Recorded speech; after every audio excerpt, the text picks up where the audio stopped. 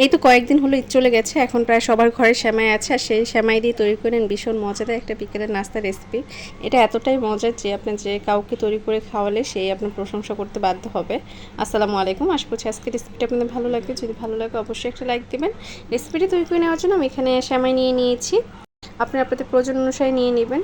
এরপর এর মাঝে একটা ডিম ভেঙে দিয়ে দিয়েছি, আর দিয়ে দিচ্ছি 1 প্যাকেট গুঁড়া দুধ, দিয়ে দিচ্ছি কিছু বাদাম। আমি এখানে চীনা বাদামটা দিচ্ছি, আপনারা চাইলে যে কোনো ধরনের বাদাম দিতে পারেন কিংবা নারকেলও দিতে পারেন। এরপর দিয়ে দিচ্ছি পরিমাণ মতো চিনি, তবে মিষ্টিটা আপনাদের পছন্দ অনুযায়ী দিয়ে নেবেন। আর দিয়েছি চিমটি পরিমাণ লবণ, মিষ্টি ব্যালেন্সটা ঠিক রাখার জন্য।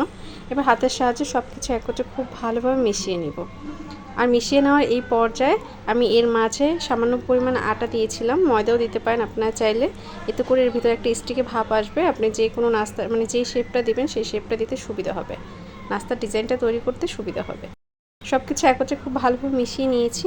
মিশিয়ে নেওয়া হয়ে গেলে আমি হাতে একটু তেল মাখিয়ে নিয়েছি যাতে করে হাতের সাথে লেগে না থাকে। এরপর সেখান থেকে কিছুটা পরিমাণ মিশ্রণ নিয়ে হাতের সাহায্যে এরকম গোলাকার তৈরি করে নাস্তা ডিজাইনটা করে নিয়েছি। আমি এইভাবে করে নিয়েছি, আপনারা চাইলে অন্য যে কোনো ডিজাইনে এটা করে নিতে পারেন। খুবই সহজ একটা ডিজাইন, যে কেউ চাইলে তৈরি করে নিতে পারবেন। এভাবে হাতের সাহায্যে দুইটা কোণা একটু চোখা করে দিলেই হয়ে যাবে। খুবই সহজে আমি এই ডিজাইনটাই করে নিচ্ছি, আপনারা চাইলে অন্য যে কোনো ধরনের ডিজাইনে এই নাস্তাটা তৈরি করে নিতে পারেন। এই একই পদ্ধতিতে আমি সমস্ত নাস্তাগুলো তৈরি করে নিব। খুবই অল্প সময় এই নাস্তাটা যখন তখন তৈরি করে নিতে পারবেন। তৈরি করা যেমনি সহজ, খেতে তো ভীষণ মজা, যে কেউ খুবই পছন্দ করে খেয়ে নেবে। ছোট বড় সবাই খুব মজা করে খেয়ে নেবে। যখন সমস্ত নাস্তাগুলো তৈরি করে নেওয়া হয়ে যাবে সেই পর্যায়ে এগুলোকে ভেজে নেব। ভেজে নেওয়ার জন্য চুলায় একটি প্যান বসিয়ে নিয়েছি, আর তাতে দিয়েছি পর্যাপ্ত পরিমাণ তেল। তেলটা যখন গরম হয়ে এসেছে সেই পর্যায়ে এক এক করে নাস্তাগুলো এর মাঝে ছেড়ে দিচ্ছি।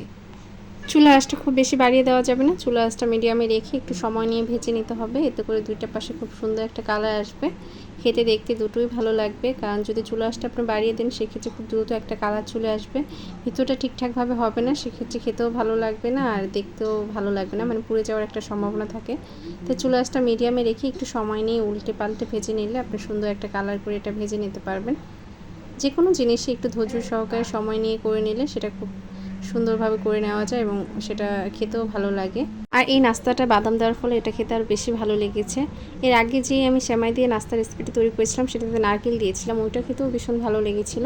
তবে এটা বাদাম দেওয়ার ফলে এটা খেতে আমার কাছে আরও একটু বেশি ভালো লেগেছে।